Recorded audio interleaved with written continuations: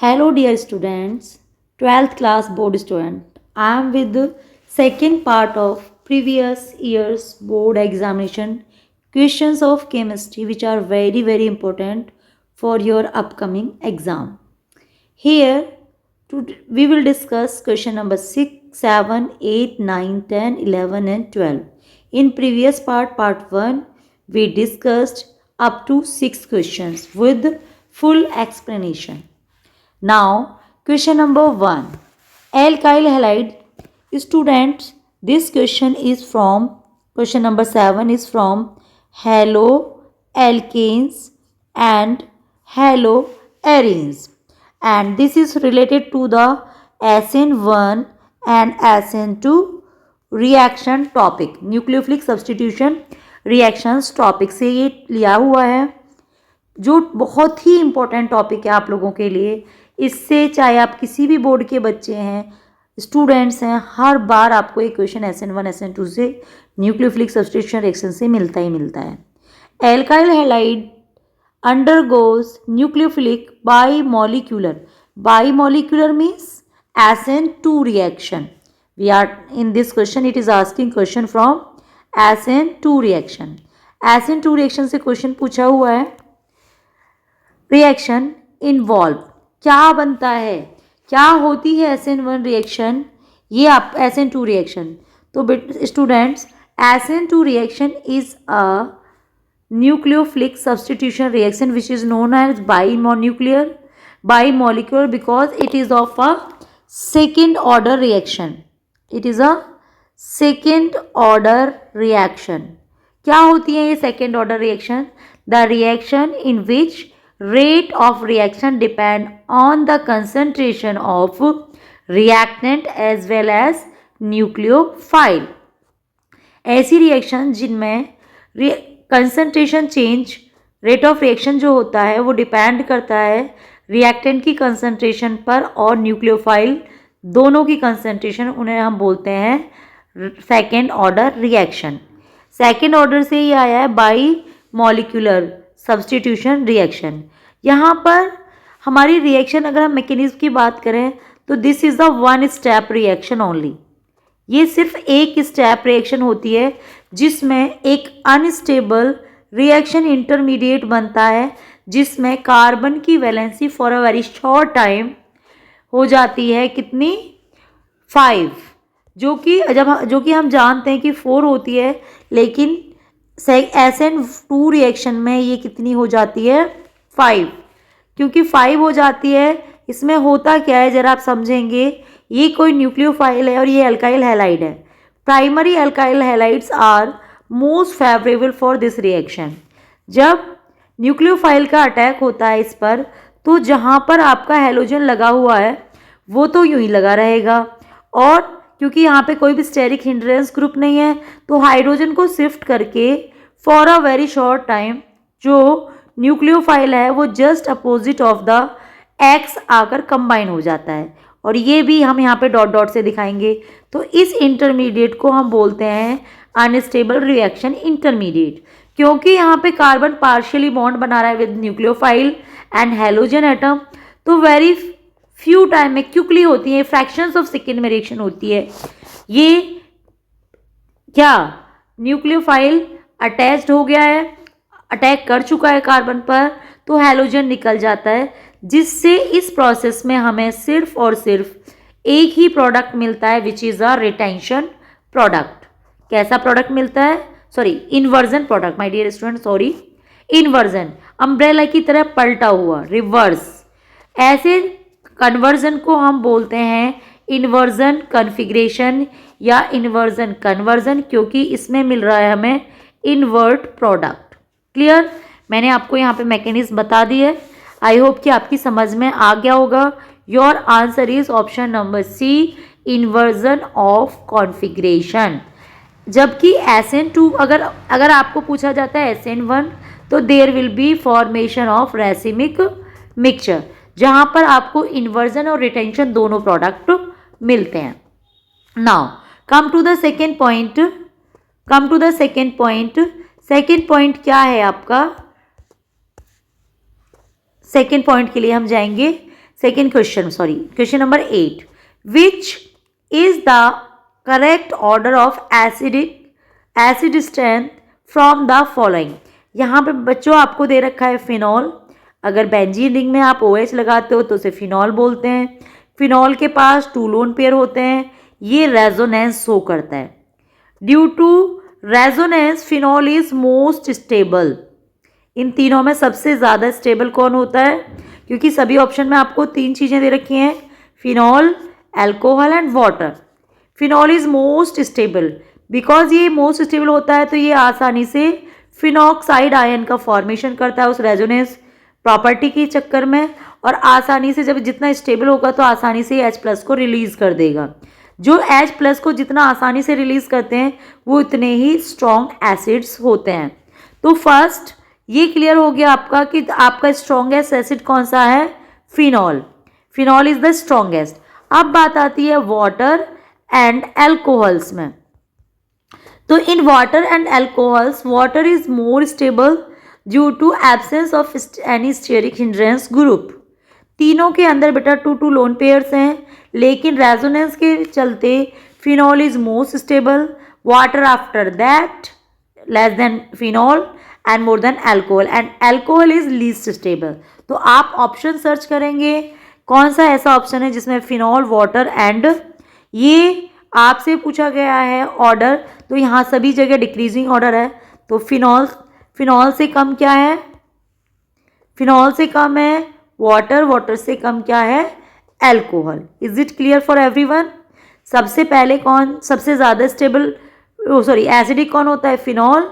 उससे कम acidic water, और उससे भी कम acidic alcohols. I hope it is clear for you. Question number 8. Now question number 9. The acid formed when propyl magnesium bromide is treated with CO2 followed by beta propyl magnesium bromide it is a versatile organic reagent which is known as Grignard reagent. Grignard reagent, ये आपको language घुमा दी है. Grignard reagent को Victor Grignard ने discover किया था, इसीलिए इसको हम ग्रिग्नार्ड रिएजेंट कहते हैं. For this he also got Nobel prize. और ये एक वर्सेटाइल ऑर्गेनिक रिएजेंट होता है जो आपको मैक्सिमम ऑर्गेनिक कंपाउंड्स की रिएक्शंस में देखने को मिलता है. यहाँ हम प्रिपेयर करेंगे ग्रिग्नार्ड रिएजेंट से क्या करेंगे, क्या मिलेगा हमें? तो जब भी ग्रिग्नार्ड रिएजेंट CO2 से रिएक्शन करता है तो हमें मिलता है, क्या मिलता है? हमें मिलता है कार्बोक्सिलिक एसिड. क्या होगी रिएक्शन जरा समझना, छापना नहीं है, रटना नहीं है MCQs को. ग्रिग्नार्ड रिएजेंट आपका है प्रोपाइल, मैं शॉर्ट में लिख रही हूँ C3H7OH. sorry, I'm so sorry, this is little mistake. R C3H7MgBr. ये Grignard agent propyl magnesium bromide मैंने शॉर्ट में लिख दिया है बेटा. इसकी रिएक्शन जब हम CO2 से करते हैं, CO2 को क्या हम ऐसे लिख सकते हैं, प्लस मैं यहाँ पे ले लूँगी, ठीक है. तो CO2 का CO, कोई भी एक CO बॉन्ड ब्रेक होता है because oxygen is highly electronegative, carbon is electropositive. तो ये आ जाता है आपका पॉजिटिव चार्ज और यहाँ आ जाता है आपका नेगेटिव चार्ज. और आपको एक चीज़ मैं क्लियर कर दूं, अगर नहीं पता है तो आप नोट डाउन कर लीजिए कहीं भी, ये हमेशा मिलेगा आपको. ग्रिग्नार्ड रिएजेंट चाहे कोई भी कंपाउंड है, इसमें ये वाला पार्ट MgBr पर आता है पॉजिटिव चार्ज, बिकॉज ये वाला बॉन्ड टूटता है तो मैग्नीशियम हमेशा पॉजिटिवली होगा, मेटल्स पॉजिटिवली चार्ज होते हैं, और कार्बन इलेक्ट्रो नेगेटिव होगा, ठीक है, जो भी इसके साथ अटैच होगा. अब ये बॉन्ड ब्रेक हुआ तो जो कार्बन है, कार्बन यहाँ पे पॉजिटिवली चार्ज्ड है, ऑक्सीजन नेगेटिव है, तो कार्बन जाके अटैच हो जाएगा उस कार्बन से जो कि किसका कार्बन था, प्रोपाइल का. मैं थोड़ा सा ओपन कर देती हूँ उसको, स्ट्रक्चर को. CH2 C double bond O और OMgBr बन जाएगा, ठीक है. OMg थोड़ा सा हौच पौच हो रहा है, आपको क्लियर नहीं हो रहा होगा, लेट मी क्लियर. देखिए ये आप सॉरी ओके ओके ओके थोड़ा सा समझेंगे आप। यहाँ पे आपका मैं ओपन करके दिखाती हूँ CS2 थोड़ी वीडियो लेंदी हो रही है, मैं नहीं चाहती। MgBr ये हो गया आपका प्रोपाइल मैग्नीशियम ब्रोमाइड। इसकी रिएक्शन आप करते हैं CO2 के साथ। CO2 को थोड़ा ओपन करके समझेंगे इसकी मैकेनिज्म को। ये बॉन्ड ब्रेक होता है, इस पर पॉजिटिव चार्ज आता है, इस पर नेगेटिव चार्ज आता है। यहाँ से कार्बन और मैग्नीशियम के बीच का बॉन्ड टूटता है, मैग्नीशियम पर पॉजिटिव चार्ज आता है, कार्बन पर नेगेटिव चार्ज आता है। अब इन दोनों को जब ये कंबाइन होते हैं, हमेशा ग्रिग्नार्ड की रिएक्शन आपको देखने को मिलेंगी कि ये 2 स्टेप्स में डन होती हैं। C डबल बॉन्ड O, ये कार्बन डाइऑक्साइड वाला O, और इसी O के साथ MgBr भी अटैच हो जाएंगे। ये यहीं इसके साथ अटैच हुए हैं बेटा, यहाँ स्पेस नहीं है इसलिए मैंने ऐसे लिख दिया है। अब आप इसका करेंगे हाइड्रोलाइसिस। हाइड्रोलाइसिस हमेशा एसिडिक मीडियम में करते हैं क्योंकि वाटर को आप आसानी से आयोनाइज नहीं कर सकते। तो जो ये वाला बॉन्ड था यहाँ से MgBr और ऑक्सीजन के बीच में ये ब्रेक होता है, ऑक्सीजन नेगेटिव और ये पॉजिटिव। वाटर का प्लस वाला पार्ट जाके MgO इसके ऑक्सीजन के नेगेटिव के साथ ऐड हो जाता है, जिससे कि प्रोपेनोइक एसिड बन जाता है। इट्स प्रोपेनोइक एसिड ना, C3 butanoic acid, not propanoic, butanoic. 4 carbon हो गए ना, कि ये वाला कार्बन है। ब्यूटेनोइक एसिड बनता है प्लस मैग्नीशियम ब्रोमाइड हाइड्रोक्साइड का बाई प्रोडक्ट निकलता है। अभी मैं थोड़ा सा डाइवर्ट हो गई हूँ, अब मैं वापस से क्वेश्चन पर आती हूँ। My question is an acid propyl magnesium bromide. एक कार्बन इंक्रीज हो गया तो ये बन गया आपका ऑप्शन नंबर 1 ब्यूटेनोइक एसिड। इसका नेम है, अगर इसका ओपन स्ट्रक्चर देखते हो तो अभी मैंने बनाया था CS2 CH2COOH। 4 कार्बन की चेन को हम बोलते हैं ब्यूट, और ये हो गया। Now we are on question number 10, थोड़ा सा लेंदी हो गया है। 10 क्वेश्चन नंबर पर है हम। The best reagent for converting propanamide into propane amine. तो यहाँ पर बेटा मैं डायरेक्ट आंसर बताऊंगी, इसका आंसर होगा, रिएक्शन मैं बाद में करूंगी, एक स्ट्रॉन्ग रिड्यूसिंग एजेंट। और यहाँ पर स्ट्रॉन्ग रिड्यूसिंग एजेंट है लिथियम एल्यूमिनियम टेट्राहाइड्राइड इन ईथरिया मीडियम। रिएक्शन की बात करें तो reaction is very very simple. When same number of carbon amide treated with a strong reducing agent in ethery medium, then it will oxygen will substitute reduced and there is a formation of propyl amine. Only this is the reaction. So we will not take much more time because this is a very simple question. Option number D is correct. Which of the following statement is not true about glucose? अब हम question number 11 पर हैं। अब देखिए क्या है। First glucose के बारे में, ग्लूकोज का फॉर्मूला क्या होता है, C6H12O6। This is the compound of carbon, hydrogen and oxygen. ये बायोमोलिक्यूल से क्वेश्चन है।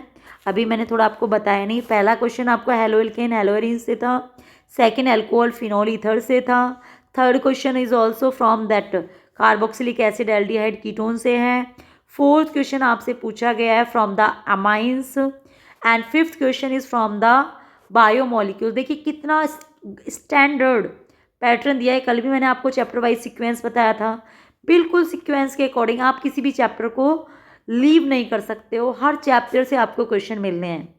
तो डोंट लीव एनी चैप्टर, कि आपको only 9 chapters are there, so हर चैप्टर का अपना वेटेज है। यहाँ पे हम ग्लूकोज के बारे में स्टडी कर रहे थे। तो हमारा ग्लूकोज जो होता है, क्या होता है, ये एक शुगर होता है और एक मोनोसैक्राइड शुगर होता है। मोनोसैक्राइड मीन्स अगर हम ग्लूकोज को का हाइड्रोलाइसिस करते हैं तो हमें दोबारा से कोई भी मोनोसैक्राइड नहीं मिलता, हमें मिलता है alcohol plus carbon dioxide and all.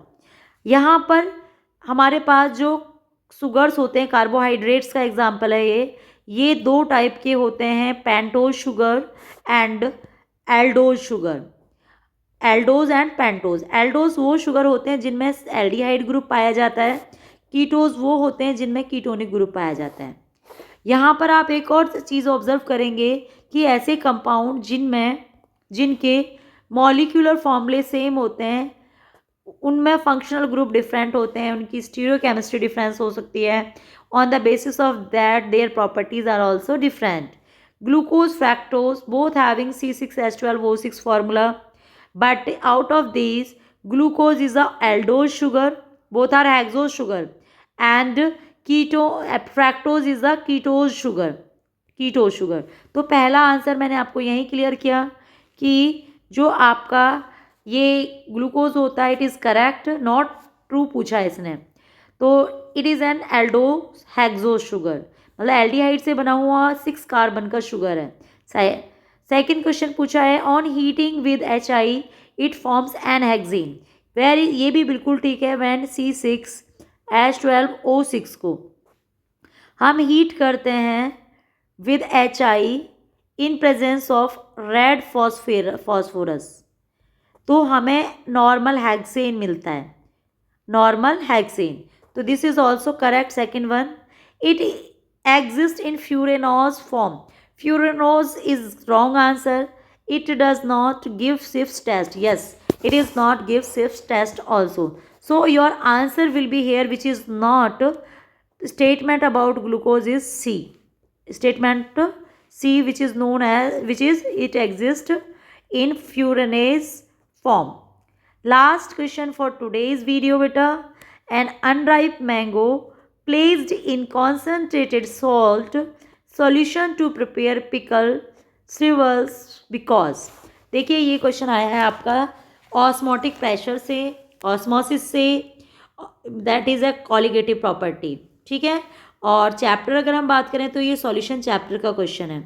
तो आप लोगों की समझ में आ गया होगा बोर्ड ने क्या पैटर्न फॉलो कर रहा है। यहाँ पर इट गेन्स वाटर नहीं, बिल्कुल इट लूज वाटर। अगर हम राइप कर रहे हैं बेटा, ठीक है, पिकल को हम क्या कर रहे हैं, अनराइप मैंगोज को कॉन्सेंट्रेटेड सॉल्ट में डिजोल्व कर रहे हैं बिकॉज तो जो वाटर मैंगो के अंदर जो वाटर होता है that will be lose in concentrated salt solution. So your answer will be D, it loses water due to osmosis, क्योंकि osmosis is a process in which liquids flows from lower concentration to higher concentration. और unripe fruit mangoes के अंदर liquid होता है और saturated solution बहुत ही concentrated होता है, तो flow of lower concentration liquid to higher concentration is called osmosis. So this was the today's video lecture. We have discussed up to now 12 questions. In next video other question I will discuss. कल मैं आपको MCQs finish कर दूंगी set का। Thank you for watching it.